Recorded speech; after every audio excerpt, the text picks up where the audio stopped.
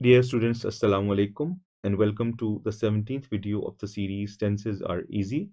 And in this video, you will learn how to make passive voice sentences in simple or indefinite tenses. Dear students, इस video को समझने के लिए ज़रूरी है कि आप लोगों ने Tenses Are Easy video series की 16th video introduction to passive voice अच्छी तरह देखी और समझी हो, जिसमें आपको in detail active and passive concepts का इंट्रोडक्शन दिया गया था और समझाया गया था कि किस तरह एक्टिव वॉइस के सेंटेंस को पैसिव वॉइस में कन्वर्ट करते हैं।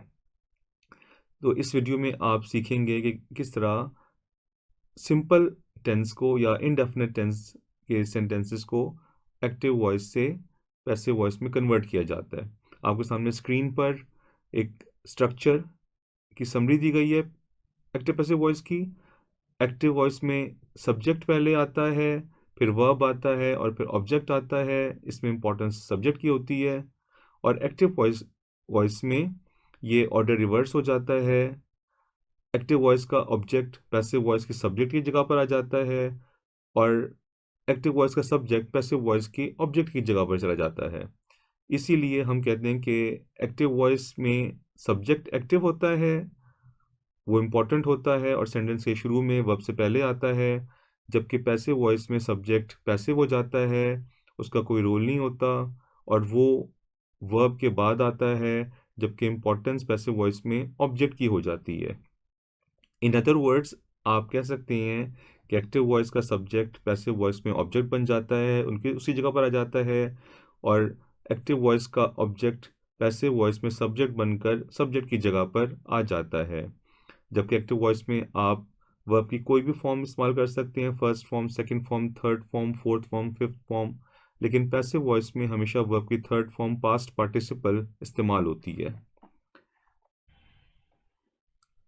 अब आपके सामने तमाम 12 टेंसेस के एक्टिव एंड पैसिव वॉइस का एक ओवरव्यू है। Yellow highlighted active voice tenses हैं और blue highlighted passive voice sentences हैं। तो इस वीडियो में जो हमारा टॉपिक है वो सिंपल सेंटेंसेस है और आप देख सकते हैं कि तीनों सिंपल टेंसेस में काफ़ी सिमिलैरिटीज़ हैं। सिर्फ ये चेंज क्या हो रहा है, हेल्पिंग वर्ब्स। प्रेजेंट सिंपल में इज एम आर के साथ वर्ब की थर्ड फॉर्म, पास्ट सिंपल में वॉज वर के साथ वर्ब की थर्ड फॉर्म और फ्यूचर सिंपल में विल बी के साथ वर्ब की थर्ड फॉर्म। प्रेजेंट सिंपल के एक्टिव में I write a letter, past simple के एक्टिव में I wrote a letter, future simple के एक्टिव में I will write a letter और प्रेजेंट सिंपल के पैसिव में इज एम आर के साथ third form a letter is written. अगर लेटर्स होगा तो letters are written. Past simple के पैसिव में वॉज वर के साथ third form a letter was written और अगर लेटर्स होगा तो लेटर्स वर रिटन। और फ्यूचर सिंपल के पैसिव में सब सब्जेक्ट साथ विल भी लगाया जाएगा और वर्ब की third form a letter will be written. तो आपने इनको कंपेयर करना आना चाहिए और अगर आप कंपैरिजन के जरिए पढ़ेंगे तो आपको इनको याद करना और समझना बहुत आसान हो जाएगा। इन तीनों में डिफरेंसेस सिर्फ होते हैं हेल्पिंग वर्ब्स के। बाकी रूल वही है कि एक्टिव के सब्जेक्ट को पैसिव में ऑब्जेक्ट बना देना है और एक्टिव वॉइस के ऑब्जेक्ट को पैसिव में सब्जेक्ट बना देना है और वर्ब की थर्ड फॉर्म यूज होनी है। अब आपके सामने तीनों टेंसेस के 6 सेंटेंस पैटर्न की एक समरी है और आप में से जो लोग video number 1 to video number 13 active voice देख चुके हैं और वीडियो नंबर 16 देख चुके हैं इंट्रोडक्शन टू पैसिव वॉइस, उनके लिए ये 6 सेंटेंस पैटर्न बिल्कुल नया नहीं होगा और आपको अच्छी तरह इसकी प्रैक्टिस हो गई होगी। तो न्यू कमर्स के लिए सिर्फ ये बात समझा दूं कि डिक्लेरेटिव मीन्स वो सेंटेंसेस जो सब्जेक्ट से शुरू होते हैं और फुल स्टॉप पे ख़त्म होते हैं। इसमें हम कोई इन्फॉर्मेशन देते हैं, कोई स्टेटमेंट बताते हैं। Yes no questions helping verb से शुरू होते हैं। इंग्लिश में 24 हेल्पिंग वर्ब्स होते हैं। तो जब भी हमने उर्दू में लफ्ज़ क्या से सवाल शुरू करना है तो इंग्लिश में हम हेल्पिंग वर्ब से स्टार्ट करेंगे, और उसके आखिर में क्वेश्चन मार्क आएगा, और WH वर्ड से स्टार्ट करेंगे और उसके आखिर में क्वेश्चन मार्क आएगा, और WH वर्ड के फ़ौरन बाद हेल्पिंग वर्ब का लगाना कंपल्सरी है, ज़रूरी है। तो प्रेजेंट सिंपल में subject plus is am are plus verb third form, और यहाँ पैसिव वॉइस में सब्जेक्ट ये वही है जो एक्टिव वॉइस में ऑब्जेक्ट था।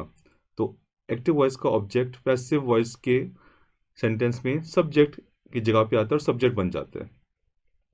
तो subject plus is am are plus third form, जैसा आप देख रहे हैं, English is spoken worldwide, English पूरी दुनिया में बोली जाती है।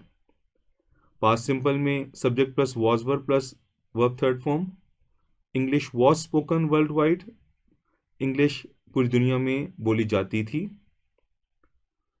और फ्यूचर सिंपल में subject plus will be plus verb third form, सबके साथ विल बी लगाना है, English will be spoken worldwide, English पूरी दुनिया में बोली जाएगी। तो आपको तीनों टेंसेस को डिक्लेरेटिव, यस नो क्वेश्चन और WH क्वेश्चन में कन्वर्ट करना आना चाहिए, और रूल्स वही हैं जो एक्टिव वॉइस के सेंटेंस के 6 सेंटेंस पैटर्न में थे कि डिक्लेरेटिव एक पॉजिटिव एक नेगेटिव, यस नो क्वेश्चन एक पॉजिटिव एक नेगेटिव, और WH क्वेश्चन एक पॉजिटिव एक नेगेटिव। और नेगेटिव इंट्रोगेटिव में नॉट हमेशा सब्जेक्ट के बाद आएगा, इज नॉट इंग्लिश नहीं होगा, जैसे यस नो क्वेश्चन में देख सकते हैं, इज नॉट इंग्लिश नहीं होगा, is English not. Why is not English नहीं होगा, why is English not spoken worldwide. तो आपने इसको गौर से देखना है, इसको रिवाइज करना, प्रैक्टिस करना है, और अगर आप इनको कंपैरेटिवली स्टडी करेंगे तो आपके लिए बड़ा आसान हो जाएगा। Present simple declarative, English is spoken, English is not spoken. Past simple declarative, English was spoken, English was not spoken. Future simple declarative, English will be spoken, English will not be spoken. सिर्फ helping verb change हो रहा है। और yes no question में rule वही है, helping verb को बाहर ले आएंगे, is English spoken worldwide question mark. Present simple में, पास्ट सिंपल में was English spoken worldwide question mark. Future simple में will English be spoken worldwide question mark. Declarative के helping verb को बाहर ले आएंगे तो yes no question बन जाएगा, और WH क्वेश्चन में यस नो क्वेश्चन से पहले WH क्वेश्चन वर्ड लगा देंगे, what when where why how, तो वो WH क्वेश्चन बन जाएगा। Why is English spoken worldwide question mark, passive voice में सिर्फ हेल्पिंग वर्ब चेंज होगा, why was English spoken worldwide question mark. और फ्यूचर सिंपल में सिर्फ हेल्पिंग वर्ब चेंज होगा, why will English be spoken worldwide. इसको आपने अच्छी तरह प्रैक्टिस करना है और फिर आगे बढ़ना है। अब हम तीनों tenses, present simple, past simple, future simple को इंडिविजुअली देखेंगे। प्रेजेंट सिंपल के एक्टिव में सब्जेक्ट के साथ वर्ब की फर्स्ट और फिफ्थ फॉर्म आती है और ऑब्जेक्ट आएगा, और पैसिव में ये रिवर्स हो जाएगा, subject will become object and object will become subject. और प्रेजेंट सिंपल टेंस के पैसिव में इज MR के साथ थर्ड फॉर्म आएगी। प्रेजेंट सिंपल एक्टिव में मुराद वो काम जो हम करते हैं या होते हैं। आई राइट अ लेटर, मैं ख़त लिखता हूँ। I do not write a letter, मैं ख़त नहीं लिखता हूँ। ही राइट्स अ लेटर, वो ख़त लिखता है। He does not write a letter, वो ख़त नहीं लिखता है। और पैसिव में ये रिवर्स हो जाएगा, a letter is written by me, ख़त मुझसे लिखा जाता है। A letter is not written by me, ख़त मुझसे नहीं लिखा जाता है। हम अपनी नेचुरल लैंग्वेज में आमतौर पर पैसिव वॉइस में सब्जेक्ट को यूज़ नहीं करते, जो पैसिव वॉइस में ऑब्जेक्ट जगह पे आया होता है, तो आमतौर पर हम सब्जेक्ट को रिमूव कर देते हैं, और अगर हमने यूज़ भी करना हो तो हम बाय का वर्ड लगाते हैं। आप ये नहीं कहेंगे a letter is written me, a letter is written by me. और यूजुअली हम पैसिव वॉइस में सब्जेक्ट यूज़ नहीं करते और सेंटेंस को ऑब्जेक्ट से स्टार्ट करते हैं, क्योंकि पैसिव वॉइस में ऑब्जेक्ट की इंपॉर्टेंस होती है। तो अ लेटर इज़ रिटन, ख़त लिखा जाता है। A letter is not written, ख़त नहीं लिखा जाता है। एक्टिव वॉइस में yes no question, do I write a letter, क्या मैं ख़त लिखता हूँ। Do I not write a letter, क्या मैं ख़त नहीं लिखता हूँ। पैसिव वॉइस में इज़ अ लेटर रिटन, क्या ख़त लिखा जाता है। And is a letter not written, क्या ख़त नहीं लिखा जाता है, क्वेश्चन मार्क। एक्टिव वॉइस के WH क्वेश्चन में why do I write a letter, मैं ख़त क्यों लिखता हूँ। और नेगेटिव इंट्रोगेटिव में why do I not write a letter, मैं ख़त क्यों नहीं लिखता हूँ। पैसिव वॉइस में डब्ल्यू क्वेश्चन में why is the letter written question mark या बाई में क्वेश्चन मार्क, ख़त क्यों लिखा जाता है या ख़त मुझसे क्यों लिखा जाता है। और नेगेटिव इंट्रोगेटिव में why is the letter not written by me या why is the letter not written question mark, ख़त क्यों नहीं लिखा जाता है। तो उर्दू में जाता है जाती है पैसिव में इसकी निशानी है, और इज एम आर के साथ वर्ब की थर्ड फॉर्म लगाई जाती है जब हम एक्टिव वॉइस के प्रेजेंट सिंपल के टेंस के सेंटेंस को पैसिव वॉइस में कन्वर्ट करते हैं। जब हम पास्ट टेंस में आते हैं तो अगर आपने एक्टिव वॉइस के प्रेजेंट सिंपल के टेंस को पैसिव वॉइस में कन्वर्ट करना सीख लिया है तो पास्ट टेंस में बहुत आसान हो जाता है। और यहाँ तो आसानी इस लिहाज से भी है कि एक्टिव वॉइस में कोई डिफरेंस नहीं है I we you they he she it का, सबके साथ वर्ब की सेकंड फॉर्म लगती है। आपने बस ये याद रखना है कि जब हम पास्ट सिंपल का सेंटेंस यूज़ करते हैं तो उसकी दो ट्रांसलेशन हो सकती हैं। आई रोट अ लेटर का मतलब ये भी हो सकता है मैं ख़त लिखता था या मैंने ख़त लिखा। मैंने ख़त लिखा मीन्स से मुराद है कि एक वाक़े का जिक्र हुआ है, एक मर्तबा का जिक्र हुआ है कि आपने ख़त लिखा। और मैं ख़त लिखता था एक एक्टिविटी से ज़्यादा मर्तबा हुई थी या होती थी या आदतन होती थी, रेगुलरली होती थी। लेकिन इंग्लिश में इनकी एक ही यूज़ होगा। तो आई रोट अ लेटर, मैं ख़त लिखता था। I did not write a letter, मैं ख़त नहीं लिखता था। और पैसिव वॉइस में डिक्लेरेटिव सेंटेंस में अ लेटर वॉज रिटन, ख़त लिखा जाता था। A letter was not written, ख़त नहीं लिखा जाता था। तो अगर एक्टिविटी का एक बार का जिक्र करना है तो आप कहेंगे ख़त लिखा गया, अ लेटर वॉज रिटन। और अगर आपकी मुराद है कि रेगुलरली वो एक्टिविटी होती थी, ख़त बाकायदगी से लिखा जाता था या ख़त एक ज़्यादा मरतबा लिखा गया, तो आप कहेंगे ख़त लिखा जाता था, a letter was written. English एक ही होगी लेकिन इनके दो मतलब हो सकते हैं। A letter was not written, ख़त नहीं लिखा गया या ख़त नहीं लिखा जाता था। और अगर आप चाहें तो बाय में लगा सकते हैं, लेकिन यूजुअली पैसिव वॉइस में सब्जेक्ट हम नहीं लगाते, तो बाय में आप रिमूव कर सकते हैं। यस नो क्वेश्चन में एक्टिव वॉइस में did I write a letter, क्या मैंने ख़त लिखा या क्या मैं ख़त लिखता था। Did I not write a letter, क्या मैंने ख़त नहीं लिखा या क्या मैं ख़त नहीं लिखता था। और पैसिव वॉइस में वॉज अ लेटर रिटन, क्या ख़त लिखा गया या क्या ख़त लिखा जाता था। या was a letter not written, क्या ख़त लिखा नहीं गया या क्या ख़त नहीं लिखा जाता था। डब्ल्यू क्वेश्चन में एक्टिव वॉइस में पास्ट सिंपल के why did I write a letter, मैं ख़त क्यों लिखता था या मैंने ख़त क्यों लिखा। और why did I not write a letter, मैंने ख़त क्यों नहीं लिखा या मैं ख़त क्यों नहीं लिखता था। और पैसिव वॉइस में why was a letter written, ख़त क्यों लिखा जाता था या ख़त क्यों लिखा गया। And why was a letter not written, ख़त क्यों नहीं लिखा जाता था और ख़त क्यों नहीं लिखा गया। तो एक्टिव वॉइस में हम क्वेश्चंस के लिए डू डज यूज़ करते हैं, जबकि पैसिव वॉइस में हम डिक्लेरेटिव, यस नो क्वेश्चन और डब्ल्यू क्वेश्चन तीनों में helping verb was were use करते हैं। और ये पैटर्न वही है जो आपने वीडियो नंबर 1 में सीखा था, वही चलता आ रहा है, वही रूल्स हैं और उन्हीं को फॉलो करते हुए आपने 6 सेंटेंस पैटर्न बनाना सीखना है और प्रैक्टिस करनी है। फ्यूचर सिंपल के एक्टिव पैसिव में जब आएंगे तो अगेन सिर्फ हेल्पिंग वर्ब चेंज होता है। प्रेजेंट सिंपल के पैसिव वॉइस में is am are, past simple के पैसिव वॉइस में वॉज वर, और अब फ्यूचर सिंपल के पैसिव वॉइस में will be plus third form use होगा। फ्यूचर सिंपल के एक्टिव वॉइस के डिक्लेरेटिव में I will write a letter, मैं ख़त लिखूंगा। I will not write a letter, मैं ख़त नहीं लिखूंगा। और पैसिव में रिवर्स कर देंगे, a letter will be written, ख़त लिखा जाएगा। A letter will not be written, ख़त नहीं लिखा जाएगा। यस नो क्वेश्चंस में हेल्पिंग वर्ब बाहर आ जाएगा, will I write a letter, क्या मैं ख़त लिखूंगा? Will I not write a letter? क्या मैं ख़त नहीं लिखूंगा? और ये कन्वर्ट होकर पैसिव वॉइस में बन जाएगा will a letter be written? क्या ख़त लिखा जाएगा?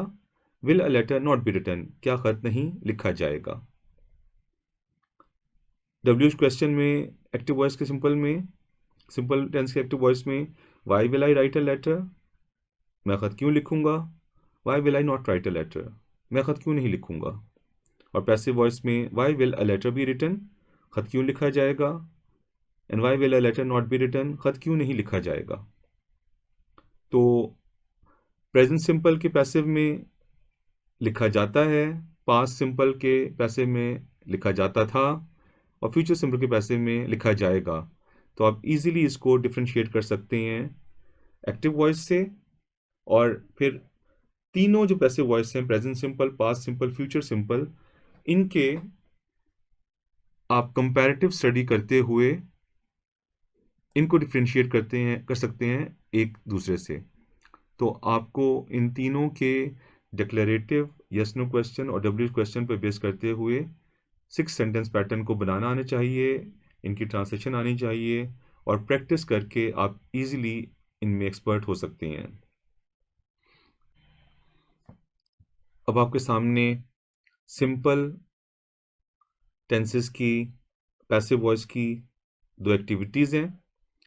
फर्स्ट एक्टिविटी में आपने इन 15 सेंटेंसेस को, जो आपको स्क्रीन के सामने नज़र आ रहे हैं, आपने इनको पैसिव वॉइस में कन्वर्ट करना है, और पैसिव वॉइस के हर सेंटेंस के सामने अगेंस्ट उसके टेंस का नाम लिखना है कि ये प्रेजेंट सिंपल का सेंटेंस है, पास्ट सिंपल का सेंटेंस है, या फ्यूचर सिंपल का सेंटेंस है। तो मैं आपको 5 to 10 मिनट्स दे रहा हूँ। आप यहाँ वीडियो को पॉज करें, अपनी कॉपीज़ निकालें, और इन 15 सेंटेंसेस को पैसिव वॉइस में कन्वर्ट करें, और हर सेंटेंस के सामने पैसिव वॉइस के टेंस का नाम भी लिखें। और जब आप ये 15 सेंटेंसेस की कन्वर्जन पूरी कर लें पैसिव वॉइस में उनके नाम लिखने, तो आप वीडियो को दोबारा प्ले करें, और फिर मैं आपको इनके आंसर्स दिखाऊंगा।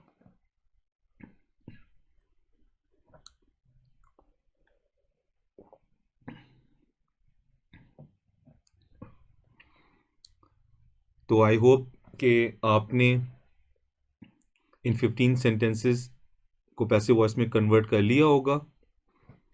तो अब मैं आपको इनके आंसर्स दिखाता हूँ। आप दोबारा वीडियो को पॉज करें और अपने आंसर्स को मैच करें स्क्रीन पे जो आंसर्स नज़र आ रहे हैं। और आपके लिए पहचानना बिल्कुल मुश्किल नहीं है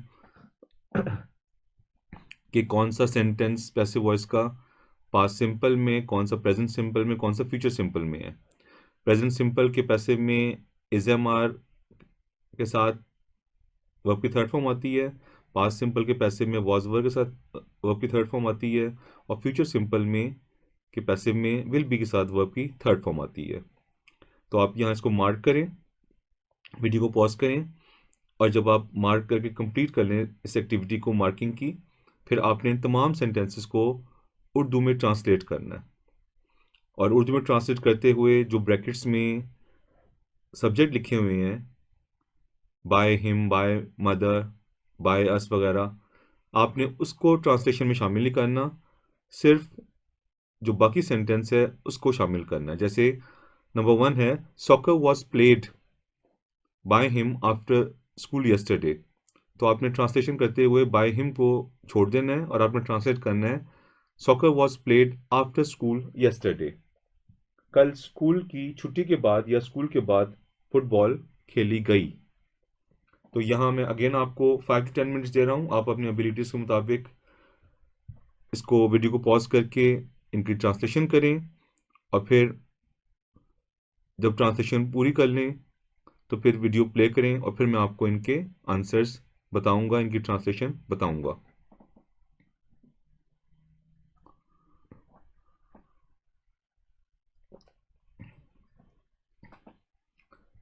सो आई होप कि आपने इनको उर्दू में ट्रांसलेट कर लिया होगा। अब आपको मैं इनकी ट्रांसलेशन बता रहा हूँ, और आप जो ट्रांसलेशन मैं बताऊंगा उससे अपनी ट्रांसलेशन को मैच करके आपने अपने आंसर्स को मार्क करना है।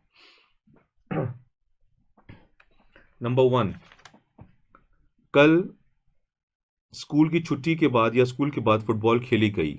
Soccer was played after school yesterday.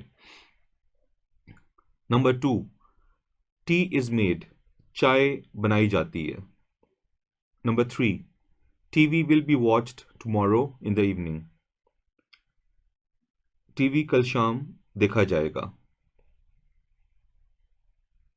Number 4, chocolate ice cream is not liked, chocolate ice cream को पसंद नहीं किया जाता है या चॉकलेट आइसक्रीम पसंद नहीं की जाती है। Number 5, were new lessons explained last week, क्या नए असबाक पिछले हफ्ते समझाए गए। Number 6, why is English spoken regularly, अंग्रेजी बाकायदगी से क्यों बोली जाती है। Number 7, was his mother helped, क्या उसकी वालदा की मदद की गई या की जाती थी।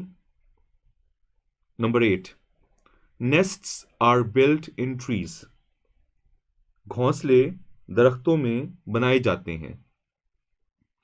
Number 9, will bikes be ridden in the park tomorrow evening, क्या कल शाम को पार्क में मोटरसाइकिलें चलाई जाएंगी, बाइक्स चलाई जाएंगी।